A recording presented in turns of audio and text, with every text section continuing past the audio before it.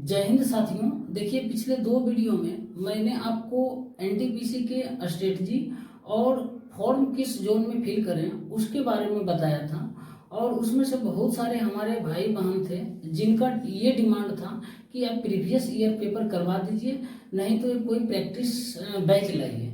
तो मेरे दोस्त, इस दोनों की बात करें, प्रैक्टिस सेट और प्रीवियस ईयर की बात, पेपर की बात, तो मैं आपको ये बताऊंगा प्रीवियस ईयर पेपर पहले कर लीजिए, क्योंकि इससे आपका जो है सिलेबस है ना मैथ का 60 to 70% कंप्लीट हो जाएगा। सिर्फ ये नहीं, कोई भी और टॉपिक उठा लीजिए, जीएस उठा लीजिए, जीके का या इंग्लिश उठा लीजिए, रीजनिंग का, लगभग प्रीवियस ईयर पेपर करने से 60 से 70% आपका जो है ना वो कवर हो जाएगा। बाकी 20 से 30% जो है ना वो आपको पढ़ना पड़ेगा। तो देखिए, आज आपके जो डिमांड थे मेरे भाई, आप बहुत सारे हमारे भाई बहन के, वो पूरा करने वाले हैं। और प्रीवियस ईयर पेपर मेरे भाई, ये वही प्रीवियस ईयर पेपर करवाने जा रहे हैं जो आपको बताए थे ये बुक से। तो इस बुक से पहला ही जो है प्रीवियस ईयर पेपर, पहला ही पेज का वो करवा रहे हैं। ठीक, तो देखिए मैथ सेक्शन का मेरे भाई ये पहला क्वेश्चन आपके सामने है। और एक बात ध्यान रखिएगा, जितना भी क्वेश्चन पूछता है उससे हो सकता है 2-4 क्वेश्चन कम रहेगा, क्योंकि डीआई का क्वेश्चन कुछ रहेगा। तो डीआई का संभव नहीं है मेरे भाई कि आपको फिगर ड्रॉ करें। और दूसरी बात है कि कुछ ऐसा भी क्वेश्चन रहेगा जो जोड़ घटाव का सिर्फ रहेगा, बोर्ड मार्क्स का क्वेश्चन मेरा कहने का मतलब है। तो वो सब मैं नहीं चाहता हूँ कि आप टाइम वेस्ट करें, हम भी और आपका भी टाइम वेस्ट हो। और वैसा क्वेश्चन यदि आएगा तो मैं आप डाल दूंगा, ठीक, क्योंकि मैं समझता हूँ कौन सा क्वेश्चन में गलत आप करते हैं, या मैं भी किया हूँ या करता हूँ, वो क्वेश्चन डाल देंगे। ठीक, तो देखिए पहला क्वेश्चन है मेरे भाई, हर एक क्वेश्चन में आपको कुछ ना कुछ सीखने को मिलेगा। और जितना भी इससे रिलेटेड, कोई भी क्वेश्चन से रिलेटेड पॉइंट्स होगा, सभी के सभी मैं आपको बता दूंगा। तो देखिए पहला क्वेश्चन है, बोल रहा कि एक वस्तु का लागत मूल्य अंकित मूल्य का 75% है, यदि 15% की छूट दी जाए तो लाभ या हानि प्रतिशत क्या होगा। तो यहाँ पर देखिए मेरे भाई, बोल रहा है एक वस्तु का लागत मूल्य, लागत मूल्य का मतलब कॉस्ट प्राइस, अंकित मूल्य का 75%, अंकित मूल्य मतलब मार्क प्राइस का 75% है। तो मान लेते हैं मार्क प्राइस 100 है, तो कॉस्ट प्राइस कितना होगा मेरे भाई, इसका 75% कितना हो जाएगा, सीधा 75 लिख देंगे। अब देखिए यहाँ पर बोल रहा है यदि 15% की छूट दी जाए तो लाभ होगा या हानि होगा, तो वो होगा तो कितना प्रतिशत होगा। तो यहाँ पर देखिए 15% की छूट दी जाए। एक बात हमेशा याद रखना मेरे भाई, जब भी छूट की बात करेगा ना, और किस पर छूट दे रहा है ये नहीं मेंशन है, तो हमेशा मार्क प्राइस पे छूट देना, क्योंकि कोई भी दुकानदार जो है ना अंकित मूल्य पर ही छूट देगा, अपने कॉस्ट प्राइस पे, क्रय मूल्य पे कभी छूट नहीं देगा, फिर तो वो घाटा में चला जाएगा, दुकानदारी फिर किस लिए करेगा। तो मार्क प्राइस पे नहीं समझ आएगा, मार्क प्राइस पे ही छूट देना। 99.99% में मार्क प्राइस पे ही छूट दिया जाता है। तो यहाँ पर देखिए 15% की छूट दिया जाता है, तो 15% किसमें छूट देंगे मेरे भाई, तो इसमें 15% की यदि हम छूट देते हैं मेरे दोस्त, तो ये 15 हो जाएगा, यानी 15 रुपये की छूट दे रहे हैं। 100 रुपया मार्क प्राइस है, 15 रुपये की छूट दे रहे हैं मेरे भाई। तो बेच कितना रहे हैं, तो सेलिंग प्राइस कितना हो जाएगा, तो बोलिएगा 85 हो जाएगा, ना 85। अब देखिए मार्क प्राइस 100 था, 15% की छूट दी है तो 85 में बेचे। अब खरीदे कितना थे मेरे भाई, 75 में खरीदे थे और 85 में बेच रहे हैं, तो क्या हो रहा, लाभ हो रहा, दिख रहा है ना, ज्यादा में बेच रहे हैं, कम में खरीद रहे हैं। तो लाभ कितना हो रहा है मेरे भाई, परसेंटेज में यही पूछा है। तो यहाँ पर परसेंटेज में पूछा है, तो क्या करेंगे हम, डिफरेंस ले लेंगे। लाभ के केस में डिफरेंस कितना हो जाएगा, 10 का। अब लाभ के केस में क्या करते हैं मेरे भाई, छोटा वैल्यू नीचे रखते हैं, या तो आपका ये भी एक दूसरा शब्द में बोल सकते हैं दूसरी भाषा में कि कॉस्ट प्राइस पे ही निकाल लेंगे प्रॉफिट। तो ये नीचे में छोटा वैल्यू होगा, इंटू 100 कर देंगे मेरे दोस्त। तो यहाँ पर क्या हो जाएगा, 3 25 बार में कटेगा 4, तो 40/3 हो जाएगा मेरे भाई, मतलब कि 13.33% क्या हो जाएगा, लाभ हो जाएगा। 13.33% लाभ। कोई ऑप्शन है, ऑप्शन नंबर सी इसका करेक्ट आंसर हो जाएगा। ठीक, इस तरीके से इस क्वेश्चन को करना था, कोई बड़ी बात नहीं थी, बहुत ही सिंपल सवाल था और एग्जाम में भी सिंपल आएगा, ये मैं आपको विश्वास दिलाता हूँ मेरे भाई। क्योंकि जितना क्वेश्चन अभी करने वाले हैं, देखिए सब क्वेश्चन इजी, मतलब हो सकता है मेरे लिए हो, लेकिन आपको कोई जरूरत नहीं इसके लिए बैच परचेज करने का या कोर्स कहीं लेने का। एकदम आप प्रीवियस ईयर पेपर बनाइए। कमेंट बॉक्स में बहुत सारे स्टूडेंट्स ये बात पूछते हैं, मैं उनको यही बात बोलता हूँ, प्रीवियस ईयर पेपर रीजनिंग और मैथ का कर लीजिए। ठीक, फिर दूसरा सवाल आएगा मेरे भाई। आप तब तक यदि मेरे चैनल पे नए हैं तो वीडियो को लाइक कर दीजिए और सब्सक्राइब कर लीजिए। साथियों देखिए एक और सवाल है, बोल रहा कि हरीश के मासिक वेतन 45,000 रुपया में से 1/3 शिक्षा पर और 2/6 भोजन व अन्य आवश्यकताओं पर खर्च होता है। शेष वेतन की वह बचत करता है, तो पूछ रहा बचत की राशि कितनी है। तो यहाँ पर देखिए हरीश का मासिक वेतन दिया हुआ है 45,000 रुपया दिया हुआ है। इसमें से क्या करता है, शिक्षा पर मेरे भाई 1/3 खर्च करता है और भोजन पर 2/6। 2/6 का मतलब 1/3 भोजन पर भी खर्च करता है, ठीक, 1/3। अब देखिए बाकी बच जाता है राशि, और वही बचता जो है वो कितना राशि है ये पूछ रहा। तो 1/3 और 1/3 खर्च करता है मेरे भाई, दोनों को यदि जोड़ दें तो कितना आ जाएगा, 2/3 खर्च कर देता है। तो बाकी बचेगा कितना मेरे भाई, 1/3 बचेगा। तो 1/3 बचेगा, यही बचत पूछ रहा था। टोटल इसका वेतन कितना है 45,000। 45,000 का 1/3 कर देंगे मेरे भाई तो कितना आ जाएगा आपका 15,000 रुपया आ जाएगा इसका करेक्ट आंसर। यही आपसे पूछ रहा था, बहुत ही सिंपल सवाल। एक और बात यहाँ पर हो सकता है आपको 1/3 नहीं बोलता, 33.33 बोल देता, ठीक, 33.33 बोल देता तो हमेशा इसका मतलब 1/3 होता है। 33.33% प्रतिशत लगाइएगा, 1/3 होता। यहाँ पे भी वही है, 2/6 का मतलब 1/3 है। तो कभी कभी ऐसा भी दे दिया जाएगा तो आप इसको कैलकुलेशन करने मत लग जाइएगा, सीधा 1/3 कर दीजिएगा, ठीक। और ऐसा आएगा परसेंटेज का वैल्यू जो है ना इस तरीके का, तो मैं आपको रटा दूंगा, भरोसा रखिए, ठीक। मेरे भाई देखिए एक और सवाल है और ये ट्रिगोनोमेट्री का है। बोल रहा है यदि साइन थीटा बराबर 3/4 तथा कोस थीटा बराबर 5/4 है तो आपसे पूछ रहा 1 + tan थीटा बटे 1 - कोट थीटा का मान क्या होगा ये बताना। तो यहाँ पर देखिए 1 + tan थीटा पूछ रहा है। 1 + tan थीटा का मतलब क्या होता है, sine theta by cos theta. तो साइन थीटा क्या होगा 3/4 बटे कोस थीटा होगा ना, कोस थीटा।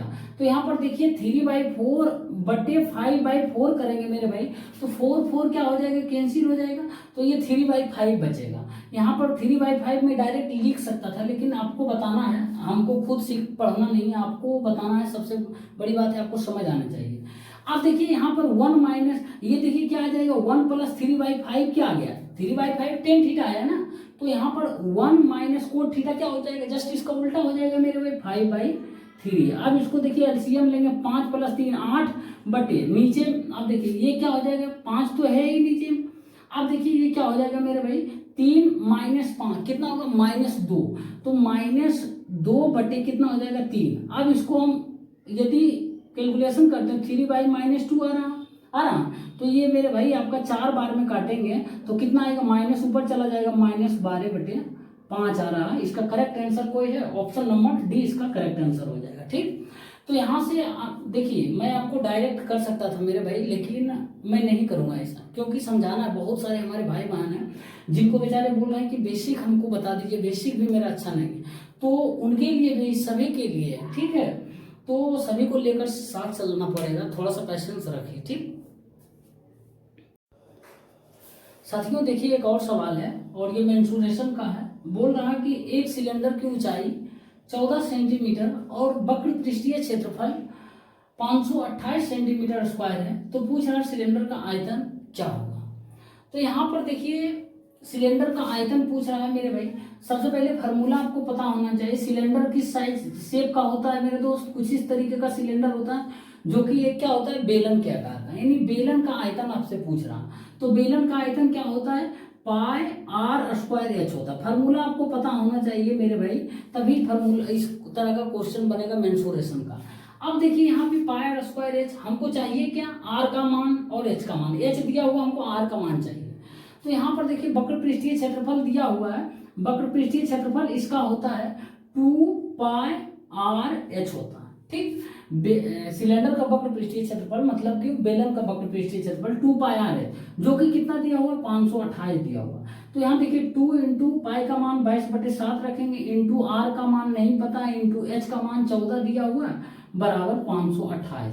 अब हम क्या करेंगे, इसको काटेंगे, 7 दूना 14 मेरे भाई, अब ये कटेगा 22 से इसको काटते हैं, 22 दूना 44, 8 22 चौक 88, ये 2 गुने 2 4, 4 6 बार में काटेंगे तो 6 आ जाएगा। आर बराबर जो है 6 सेंटीमीटर आएगा, रेडियस आ गया।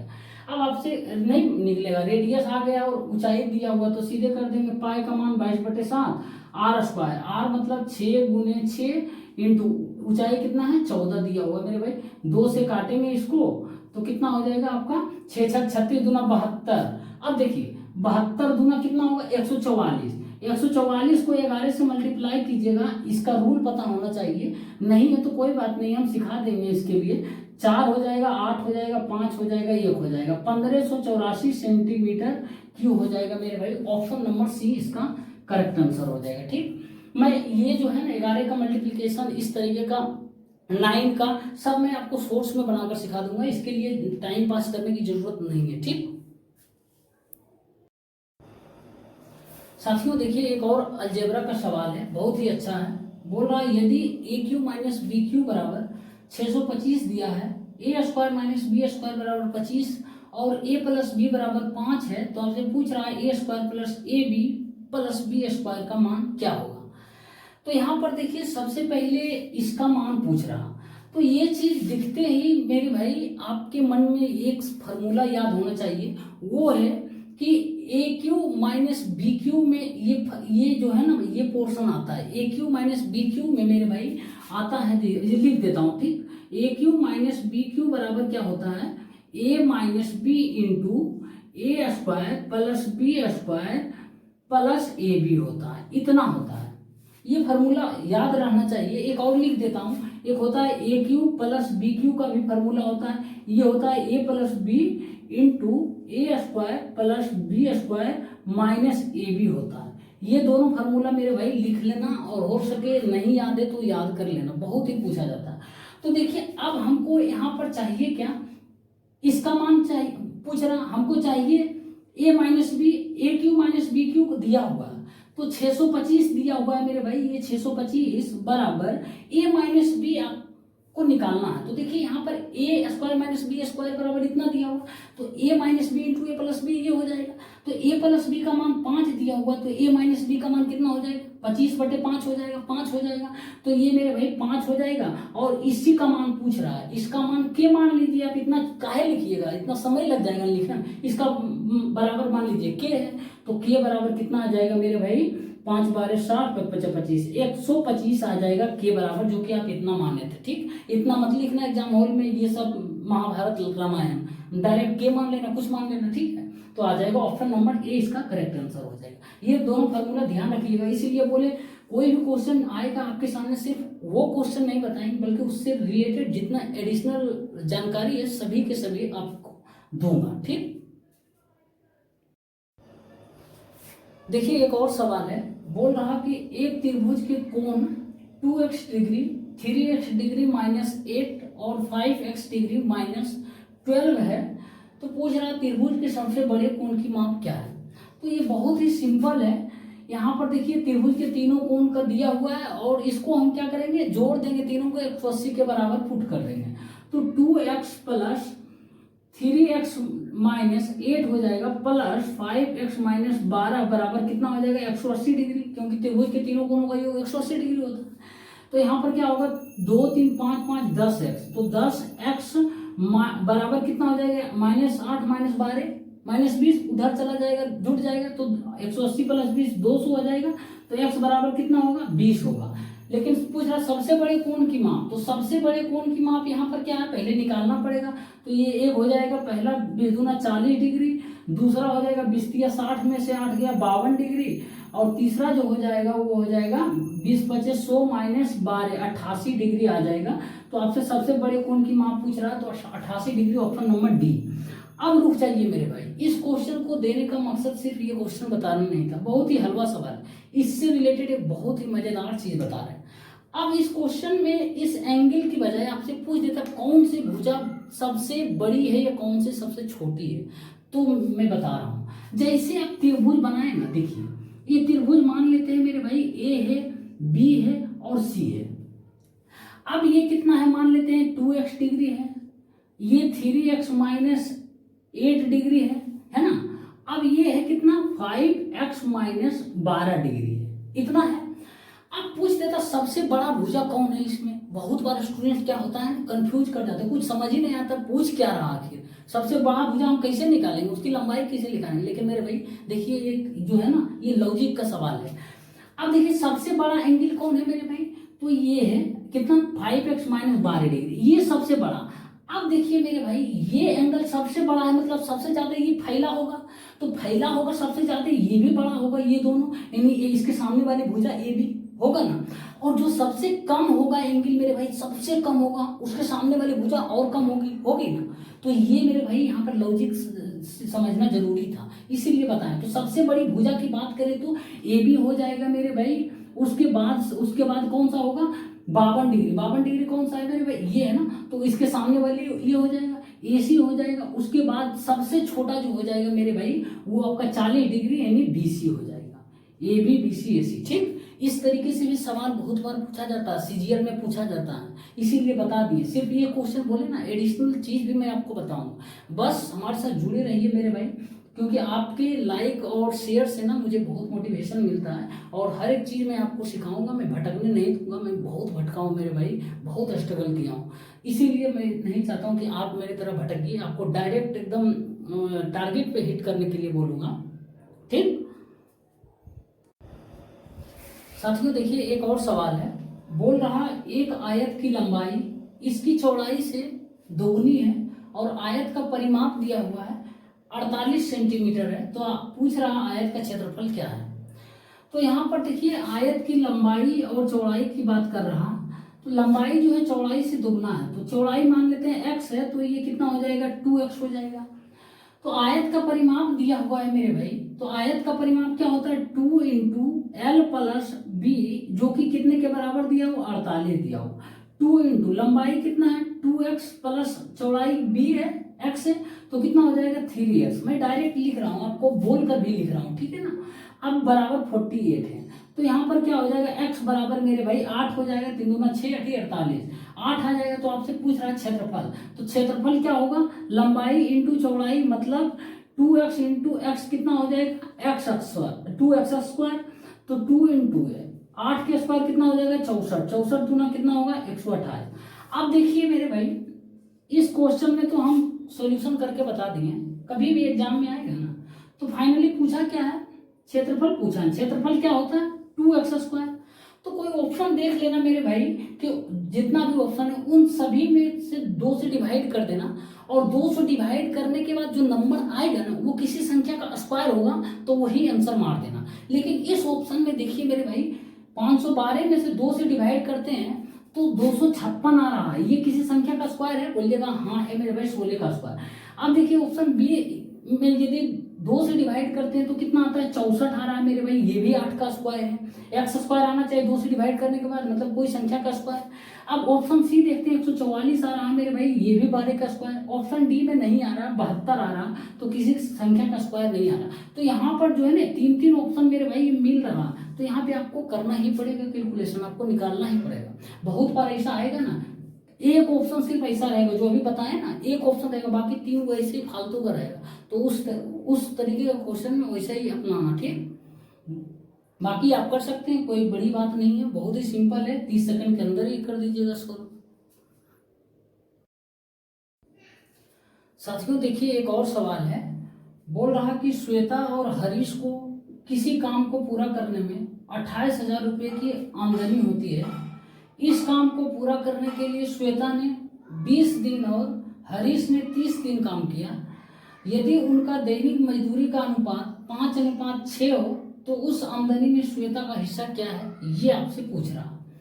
तो देखिए जब भी आमदनी और मजदूरी का सवाल ऐसा आता है ना मेरे भाई, तो लिख लेना, कुछ पॉइंट्स बता रहा हूँ कि जो मजदूरी होता है ना वो टाइम के इन्वर्सली प्रोपोर्शनल में बढ़ता है। जैसे T1 T2 है ना, तो मजदूरी जो ये टाइम है तो मजदूरी जो है ना वो बढ़ जाएगा T2 रेशियो T1 के अनुपात में। या फिर से एक बार बता दें, टाइम के इन्वर्सली प्रोपोर्शनल में मजदूरी बढ़ता है।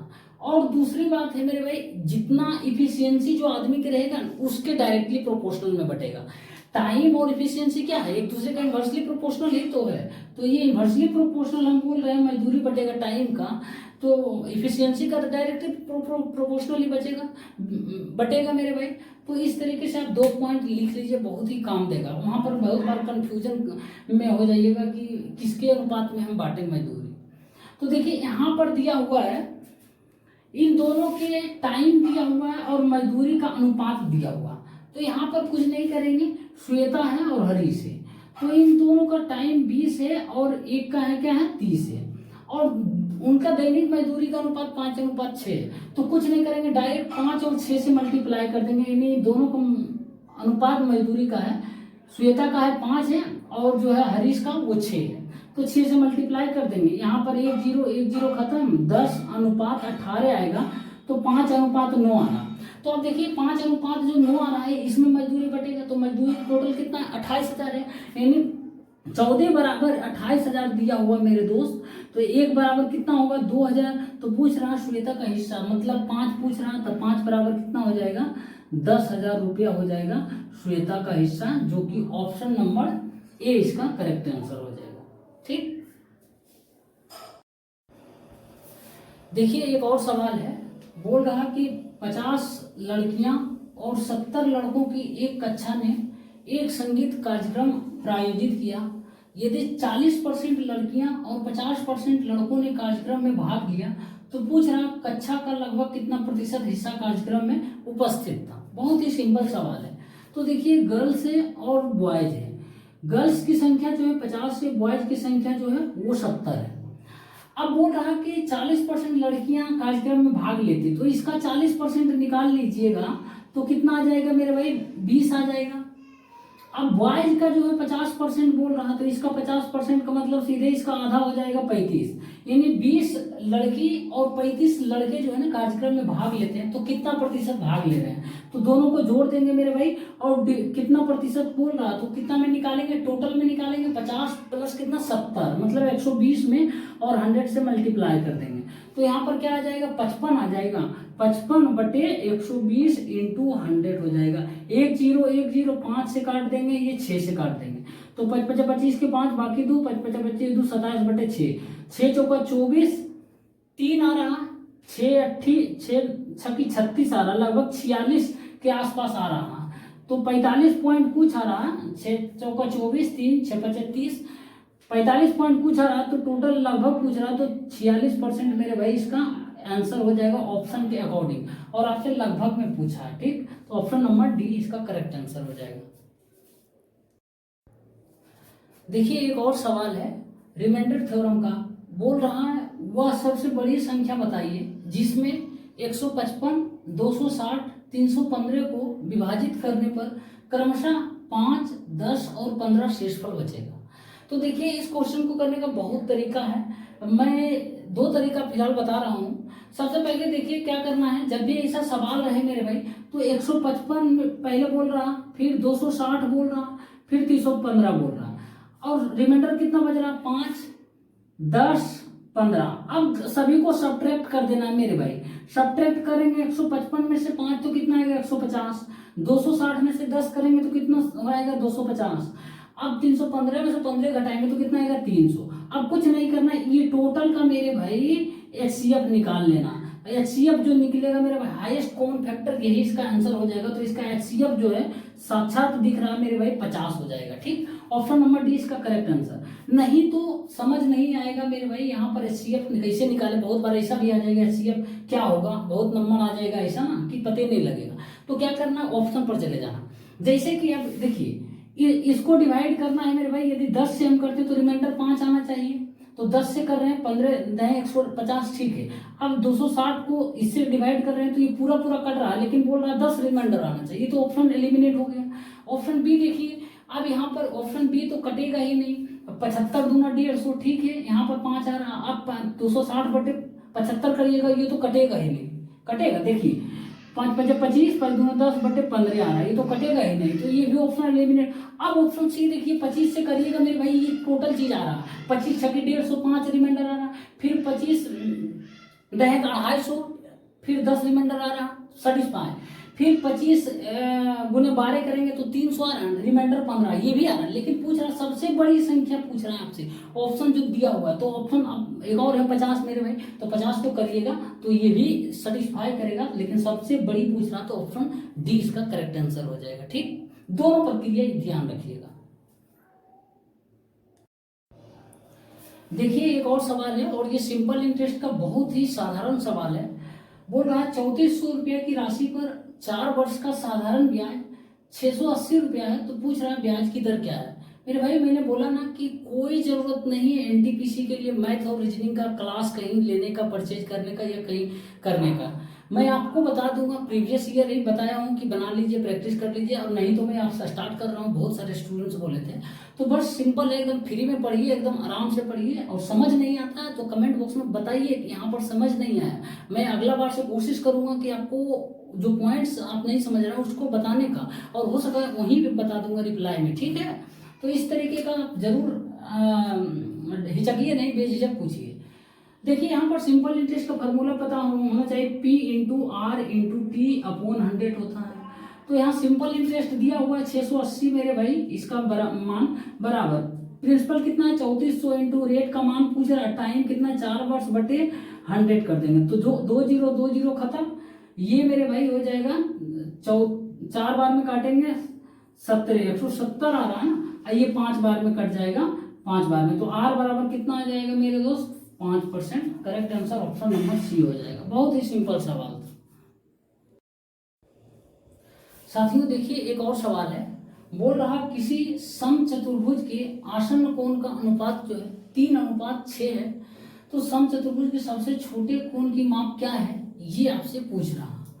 तो यहाँ पर देखिए सबसे पहले समचतुर्भुज के कुछ पॉइंट्स जो होते हैं उसको समझना जरूरी है। ये क्वेश्चन बन जाएगा नो डाउट, लेकिन मैं बता देता हूँ इसलिए ना बोल रहा हूँ, जो भी क्वेश्चन आएगा उससे रिलेटेड बहुत सारे एडिशनल इंफॉर्मेशन मैं आपको बताऊंगा। जैसे समचतुर्भुज में क्या होता है मेरे भाई, जैसे नाम दे देते हैं ए बी सी और डी, इसमें क्या कंडीशन होता है मेरे भाई कि सभी भुजाएं बराबर होती है, यानी ए बी बराबर बी सी बराबर सी डी बराबर ए डी होता है। ठीक, और उसके बाद मेरे भाई ये जो सामने की भुजा है ना, आमने सामने की आमने सामने के कोण जो है ना बराबर होता है, यानी एंगल ए बराबर एंगल सी होता है और एंगल बी बराबर एंगल डी होता है। और दूसरी बात क्या है, विकर्ण जो है मेरे भाई, विकर्ण यदि हम डालेंगे दोनों ये समचतुर्भुज के अंदर विकर्ण, तो ये विकर्ण जो है मेरे भाई 90 डिग्री पर काटेगी और 2 बराबर भागों में विकर्ण बांटेगी। जैसे इस पॉइंट को नाम ओ दे देते हैं मेरे भाई, तो बीओ बराबर ओडी हो जाएगा, और ये 2 बराबर भागों में बांटेगी भी और 90 डिग्री पे काटेगी भी। उसी तरीके से एओ बराबर ओसी भी हो जाएगा, 2 बराबर भागों में बांटेगी और 90 डिग्री पे काटेगी भी। ये ध्यान रखिएगा, क्योंकि बहुत ही ये चीज कभी कभी पूछ देता है, घुमा कर पूछेगा। तो ये पॉइंट्स जो बताएं वो लिख लीजिए। अब देखिए बोल रहा है कि आसन्न कोण का अनुपात। अब यहाँ पर देखिए आसन्न कोण का अनुपात, यदि मान लेते हैं ये कोण 3x डिग्री का है मेरे भाई, 3x डिग्री का मतलब 3 डिग्री, अब मान लीजिए 3x, तो क्या ये कोण आपका 6 डिग्री होगा या फिर ये कोण होगा या फिर ये कोण? तो अभी तुरंत बताएं कि आमने सामने का जो कोण होता है बराबर होता है, लेकिन ये 6 बोल रहा, तो 6 तो ये पक्का नहीं होगा, तो 6 मेरे भाई ये होगा आसन्न कोण। इसका आसन्न कोण देखिए मैं डायरेक्ट बता सकता था, एक आसन्न कोण बी होगा, तो ये 6 है मेरे भाई।